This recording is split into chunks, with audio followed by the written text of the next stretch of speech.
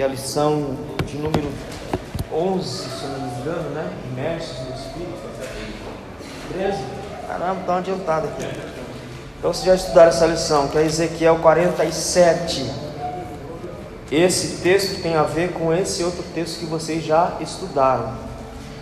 João, capítulo de número 4, e o verso de número 34, diz assim.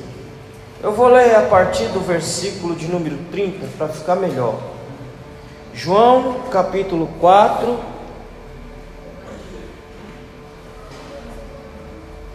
verso 30. Saíram, pois, da cidade e foram ter com ele.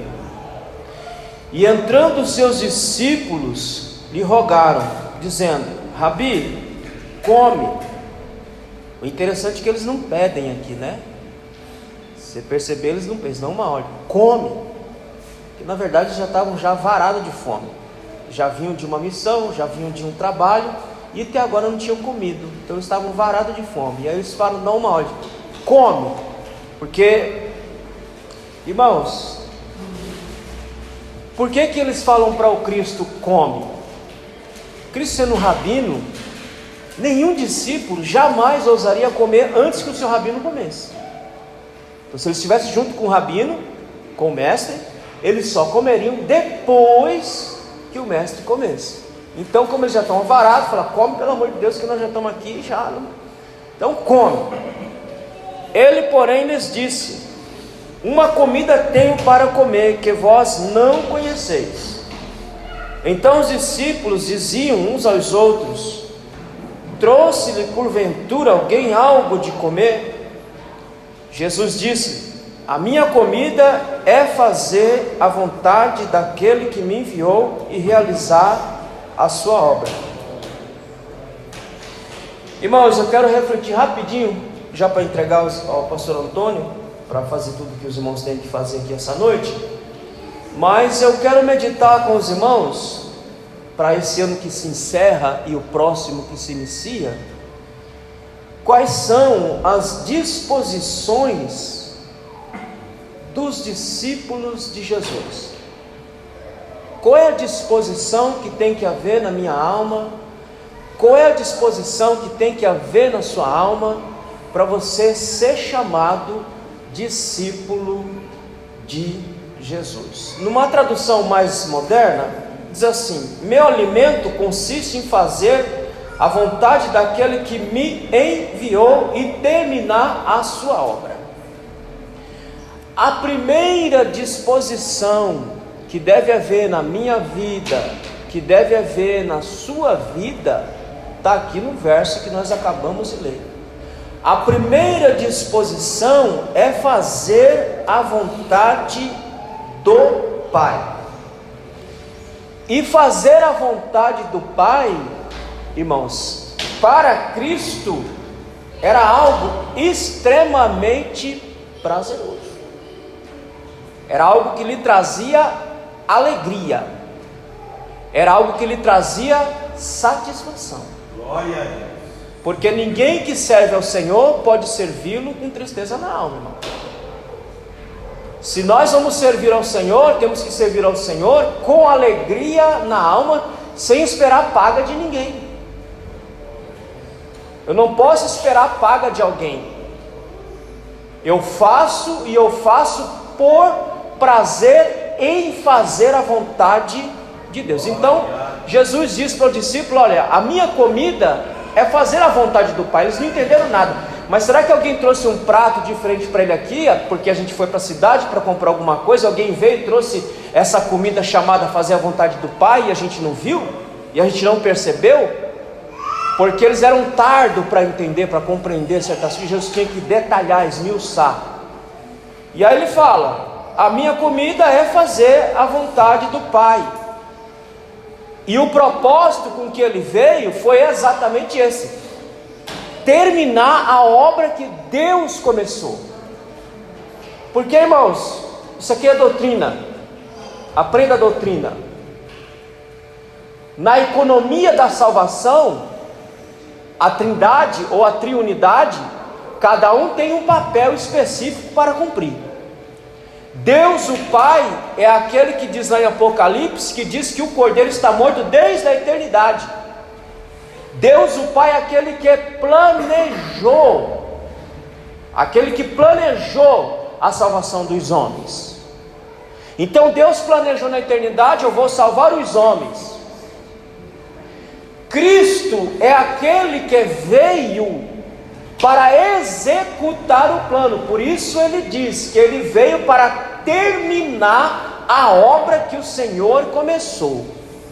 E ele sabia que esse término dessa obra seria da forma mais dura possível, mas ele veio para terminar, para completar a obra que Deus começou. O plano que ele estabeleceu, Deus iria executá-lo como ele executou. E se você está aqui hoje, é porque ele foi lá para a cruz do Calvário executar esse plano. Qual que é a função do Espírito Santo desse plano? Agora é aplicar na minha vida, na sua vida, o plano de salvação. Então Deus planejou, Cristo executou e o Espírito aplica o plano de salvação na minha vida, na sua vida. E é por isso que nós estamos aqui essa noite louvando e engrandecendo ao Senhor. Volta comigo no capítulo 4, lá no versículo 23. Nós estamos falando quais são as disposições dos discípulos de Cristo. Quais são as disposições que nos fazem servir a Ele? A primeira é fazer a vontade do Pai.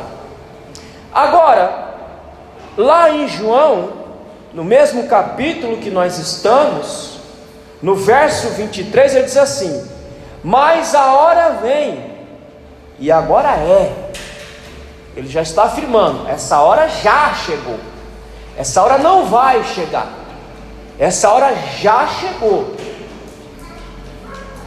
Que os verdadeiros adoradores o adorarão, o Pai, em espírito e em verdade, porque o Pai procura tais que assim o adorem. Vai dar microfonia já esse microfone. O versículo de número 23 vai dar a segunda disposição para mim e para você servir ao Senhor. E servi-lo como um discípulo autêntico, como um discípulo verdadeiro. A segunda disposição diz que nós temos que adorar Ele. Irmãos, qual é o sentido da palavra adorar? Nem todo mundo que está dentro da igreja, eu falo da igreja como um todo, não falo da igreja só a Luz Divina, eu digo a igreja que está espalhada pelo mundo, nem todo mundo que está dentro da igreja é adorador. Nem todo mundo. O fato de cantar não quer dizer que você é um adorador. O fato de você vir aqui não quer dizer que você é um adorador. O fato de você orar não quer dizer que você é um adorador. Porque todas essas coisas que eu estou falando, os incrédulos fazem. E os incrédulos que eu digo não são os que estão lá fora, mas são os que estão dentro da igreja. Eles fazem.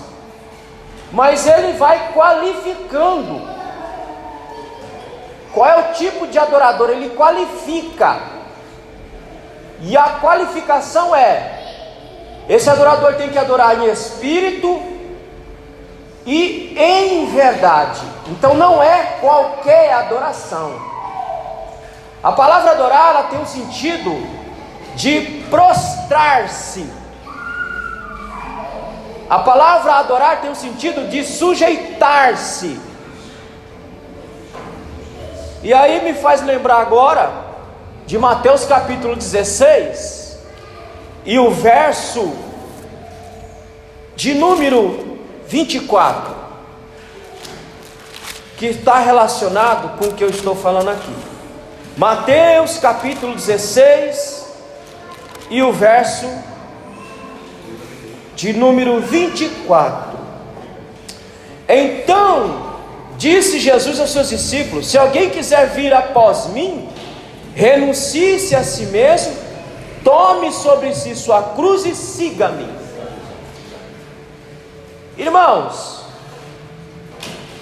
Tomar a cruz aqui, eu já expliquei uma vez aqui para os irmãos, sei que os irmãos vão lembrar do que falei. Tomar a cruz aqui nada tem a ver com os dramas da sua vida, nada tem a ver com os problemas da sua vida, nada tem a ver com as dificuldades que você tem na sua vida. Isso não é carregar a cruz. E o Cristo vai apontar no próprio texto de Mateus capítulo 16, ele vai apontar no próprio texto, como ele vai apontar em João capítulo 4 também, qual é o tipo de comida que ele vai comer, que eles não sabiam, não tinham nem noção. Tomar a cruz aqui é tomar a vontade de Deus sobre sua vida, ainda que isso lhe custe o seu alto sacrifício, assim como ocorreu com Cristo. Cristo tomou sobre a vida dele a vontade do Pai, e isso custou a vida dele ao meu favor e ao seu favor. Então, o adorador é aquele que se prostra, é aquele que se sujeita. Nem todos que estão na igreja se sujeitam à vontade do Pai. Nem todos que estão no corpo de Cristo fazem parte do corpo de Cristo, e nem todos que estão dentro da igreja são adoradores, no sentido que nós estamos falando aqui, aquele que se prostra, aquele que se sujeita à vontade de Deus. Irmão, se você já descobriu qual é a sua chamada, e se você já descobriu, em descobrindo a sua chamada, você tomou sua chamada sobre sua vida de fato e de verdade, como está dizendo o texto aqui, chegará a hora que você terá que fazer a escolha entre fazer a vontade de Deus e fazer a tua vontade. Vamos exemplificar? Vamos. A mega da virada é quanto? Estima-se em torno de 400 milhões de reais. Dá para fazer bastante coisa, não é? Dá para fazer uma ruma de coisa, você morre e fica aí para o povo torrar, o pessoal brigar. Mas se lhe fora feita a proposta,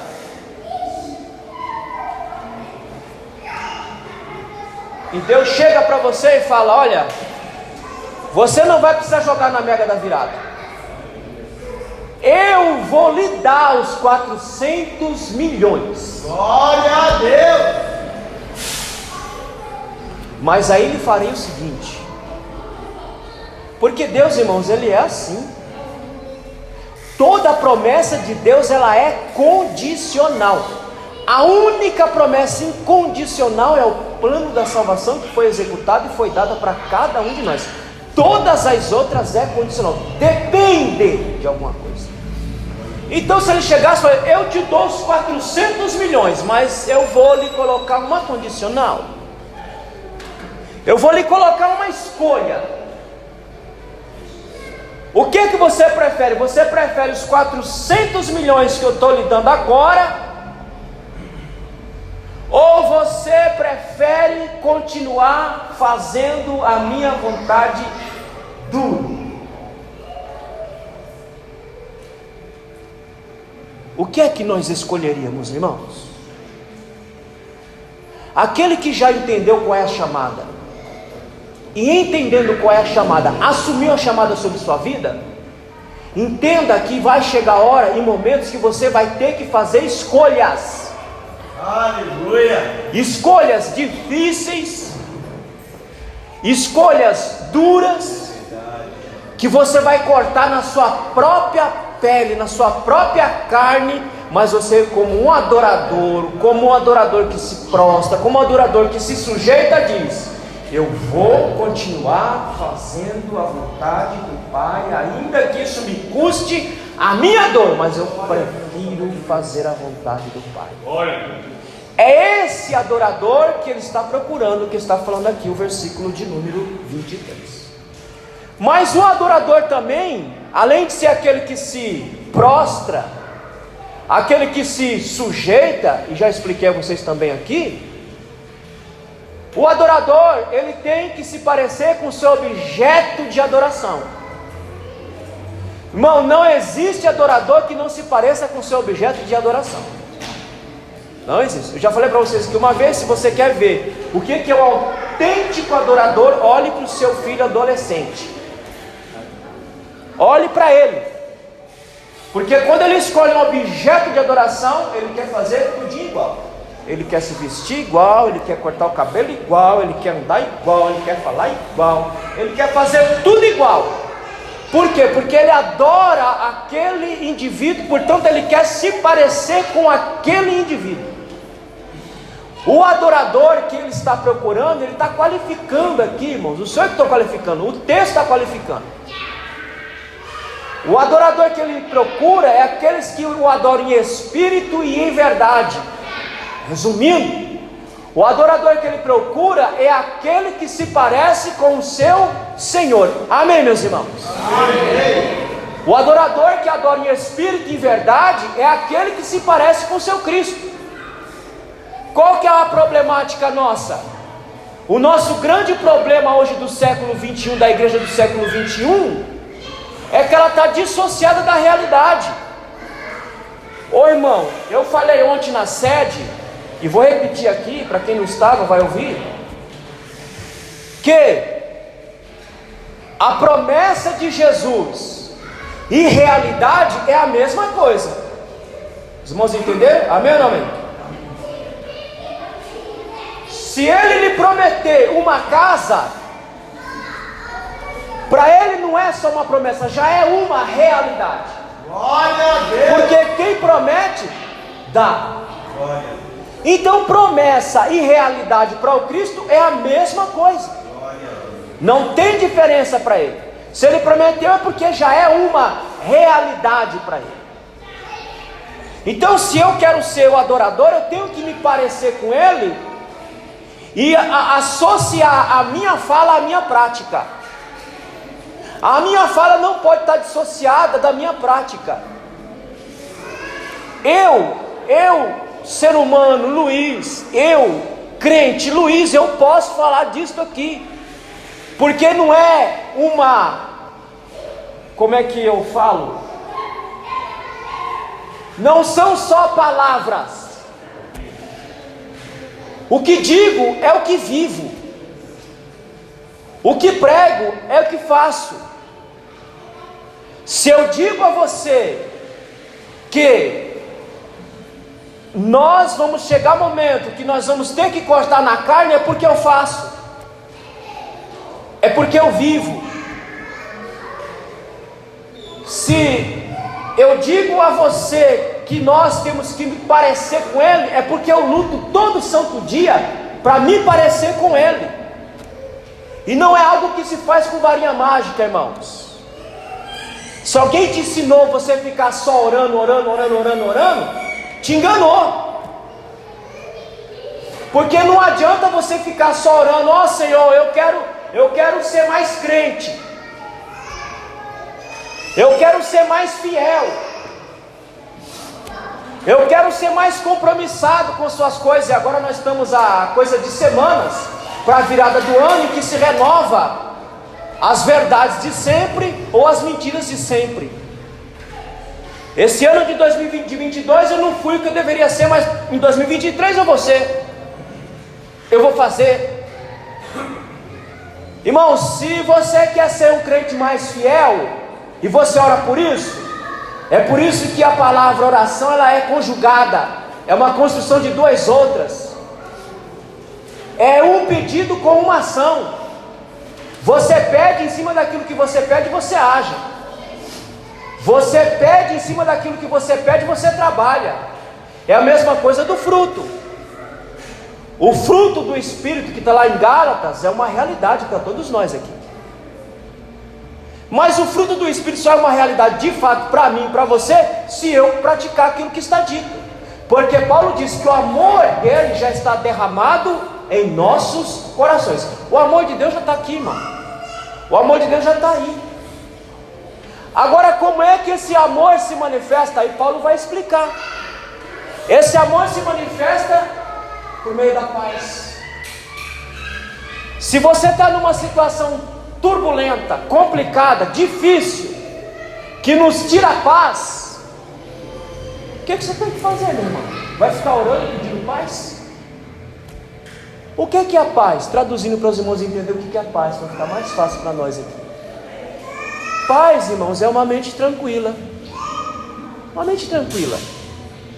A mente tranquila que sabe que a situação está pegando, que a coisa está difícil, mas você está com a sua mente tranquila, sabendo que aquilo é um momento, é um instante, que não vai durar e que Deus está ali trabalhando, operando, e você está em paz. Você está cantando. E saiba que essa paz que você traz na sua cabeça, quando você está na dificuldade, lá o bicho pegando, ela incomoda alguém. Ela incomoda. Daqui a pouco eu vou orar pelos casais que aqui estão. Homem, você tá, mas não vai se mexer não, criatura? Tu vai ficar aí nessa tranquilidade toda, aí até quando? O bicho está pegando e você está aí feito um pamonha. Porque se ele está exercitando o fruto do Espírito, ele está desfrutando da paz, tendo tranquilidade na mente, sabendo que Deus é poderoso para resolver o problema da melhor maneira possível. Então, meu irmão, não é só orar, é praticar aquilo que se ora, é praticar aquilo que se lê. A Bíblia, ela não pode ser um livro externo. Ela não pode ser um livro que só está na sua mão. Ela não pode ser um livro que está só na sua mesa ou só na sua estante. A Bíblia, ela tem que ser um livro que está encarnada em você. Ela tem que estar dentro de você. Irmãos, há um texto que eu não vou me lembrar, os irmãos bons de Bíblia aí, de cabeça, lembrar, cite aí. Mas Deus fala para o povo, está em Deuteronômio isso que eu vou dizer: medita de dia e de noite, pense na palavra de dia e de noite, coloque a palavra de dia e de noite na tua cabeça, a tal ponto que ela seja a sua base de ação. Tem irmãos que outros irmãos sentem até raiva, né? Você vai conversar com o irmão tem uma palavra para você. Mas lá na Bíblia está escrito assim. Ele cita, mas a Bíblia está assim. É porque ele está com a palavra na cabeça dele. E se ele está com a palavra na cabeça dele e a base de ação dele, ele está agindo em cima daquela palavra. Amém, meus irmãos? Amém. Então o adorador é aquele que se parece com seu Cristo, e em se parecendo com Cristo, ele se torna verdadeiro, que é algo genuíno. O discípulo cristão, ele tem que ser genuíno. Verdadeiro e verdade, genuíno, verdadeiro são a mesma coisa, são palavras sinônimas uma da outra. Você é aquilo ali, você é algo sincero, você não só parece, você é aquilo ali, você é genuíno. Então é esse tipo de adorador que Deus espera que nós sejamos. E aqui eu encerro no versículo 24. E aí ele diz que os verdadeiros adoradores o adorarão em espírito e em verdade. Glória a Deus. Agora, irmão, presta atenção comigo. No início do versículo 24, ele diz: Deus é espírito. E aqui ele está fazendo uma afirmação. Ele não está conjecturando, ele não está falando em tese, ele não está falando em teoria, ele está afirmando que Deus é Espírito. E se Ele é Espírito, Ele espera que nós também o adoremos em Espírito, porque Ele é Espírito. Vamos avançar um cadinho e aí eu vou encerrar. Em João capítulo 7, versículo 39, versículo 37 a 39. No último dia, o grande dia da festa, essa festa é a festa dos tabernáculos. Era uma festa que os judeus comemoravam durante 8 dias. E eles tinham que fazer cabanas de folhagem. E durante os 8 dias eles tinham que ficar dentro daquela cabana de folhagem. Só para trazer à memória o tempo de peregrinação no deserto, em que Deus proveu tudo a eles, não deixou faltar nada a eles, e os trouxe em paz à terra. Então por isso que ele diz que no último dia da grande festa, que é a festa dos tabernáculos, ele diz assim: Jesus pôs-se em pé e clamou dizendo: se alguém tem sede, venha a mim e beba. Irmãos, qual é a sede que nós temos de Deus? Qual é a sede que nós temos do Espírito Santo de Deus na minha vida e na sua vida? Qual é o desejo que nós temos de estar cheios do Espírito Santo de Deus? Verso 38: quem crê em mim, como diz as Escrituras, rios de água viva correrão do seu ventre. Ô irmão, você percebe que tem muito crente que parece que um deserto do Saara, espiritualmente seco, espiritualmente sem vida, espiritualmente sem vontade de orar, sem vontade de cantar, sem vontade de congregar.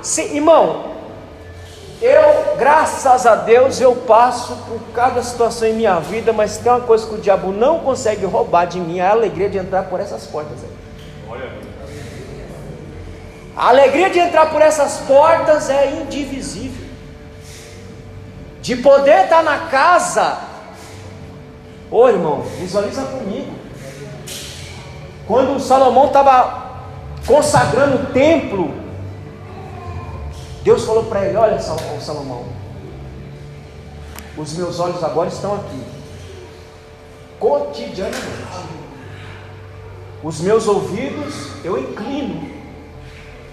O irmão, ele inclina os ouvidos para ouvir as nossas orações. Os meus braços estão estendidos para nos abençoar. Portanto, quando nós entramos aqui, devemos entrar aqui com a nossa alma alegre, satisfeita, porque estamos na casa do Pai. Mas aquele que está destituído do Espírito Santo de Deus, ele não tem alegria, prazer, desejo. É uma vida seca, uma vida vazia, uma vida sem graça.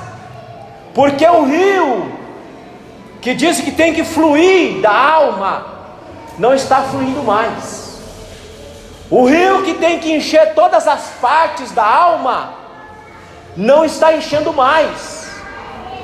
Então, portanto, que ele perde o prazer, como diz Davi lá no Salmo 51. Davi estava tão vazio de Deus que ele vai orar. E ele diz: Senhor, me devolve de novo a alegria da salvação, porque eu estou tão seco, tão vazio, que nem alegria mais de te servir eu tenho. Mas o Senhor é poderoso para fazer retornar essa alegria da salvação na minha alma, para que eu possa te servir. Glória a Deus. Irmãos, nada nessa vida vai satisfazer você, nada nessa vida vai preencher o vazio que há na nossa alma. Ezequiel capítulo 47, aqui eu só vou citar. Diz que quando aquele ser que estava acompanhando Ezequiel começou a medir, e foi medindo, ele foi andando, e chegou uma hora que ele não conseguia mais andar, ele tinha que atravessar o rio a nado. Isso mostra que Ezequiel estava tão envolto naquela água, que ele sentia o poder e a pressão daquela água, simbolizando, exemplificando para nós que Nossa alma tem que estar de tal ponto cheia do Espírito Santo, que ela tem que encher todas as partes de nossa alma. Nenhuma parte pode ficar fora desse enchimento do Espírito de Deus.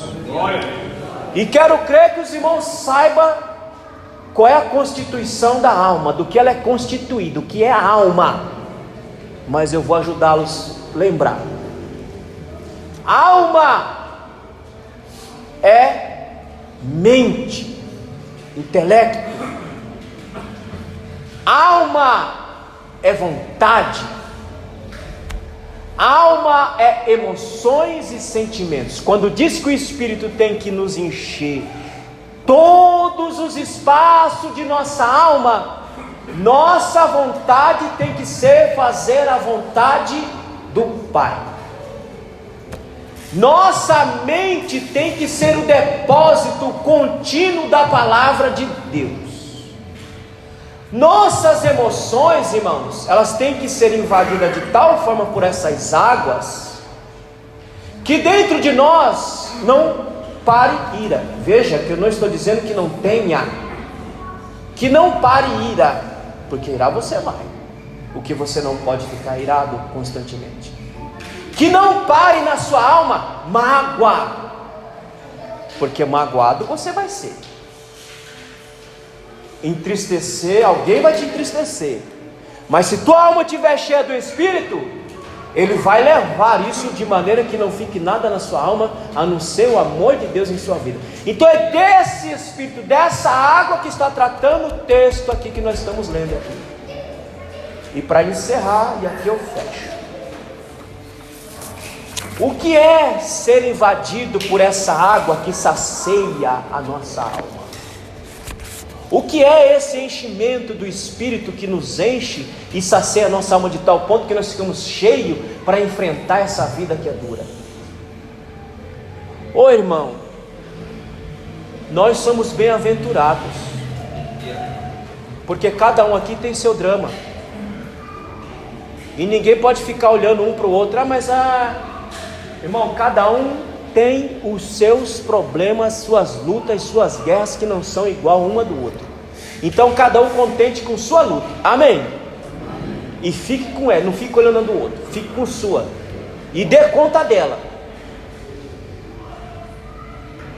Mas preste atenção, Atos capítulo 2 vai nos ensinar o que ocorreu naquele dia tão mal compreendido. Até hoje Atos 2 não é compreendido como deve ser.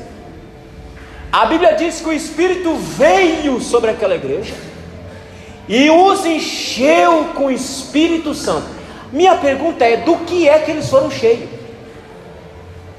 Porque, irmão, e me entenda o que eu vou dizer, só falar em línguas, isso aí não indica que você está cheio não, hein? E só isso aí não indica não, meu irmão. Porque eu conheço muita gente que fala e diz que vê e não tem isso aqui que eu vou falar agora.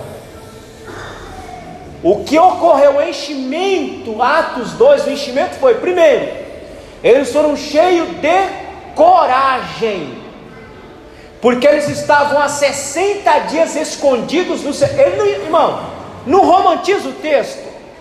Não, eles estavam lá porque eles eram melhores que a gente, estavam lá orando. Ô irmão, eles só estavam lá orando porque eles estavam com medo. Estavam com medo de perder a própria vida. É por isso que eles estavam escondidos há 60 dias. Se você ler capítulo 2, versículo 11, depois que eles são cheios, diz a Bíblia que o apóstolo Pedro se levanta, ele, os 11, e sai todo mundo para fora, põe a cara a tapa, porque eles foram cheios de coragem. Coragem para servir a Deus, irmãos, é o que está faltando em muito de nós. Coragem para servir ao Senhor. Ousadia, diz que o apóstolo Pedro alargou um discurso, e quando ele terminou, quase 3.000 almas em um só dia receberam Jesus. Ousadia para falar do Cristo ressurreto.